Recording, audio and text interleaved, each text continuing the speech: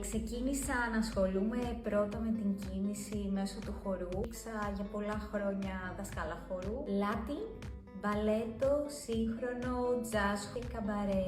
Πέρα από χορό έχω ασχοληθεί και με τη γιόγκα, κινησιολογία ηθοποιών και αποφάσισα στο τέλος να ασχοληθώ και με το πιλάτες. Μάντεψε γιατί ίδια είχα αντιμετωπίσει πρόβλημα με το σώμα μου.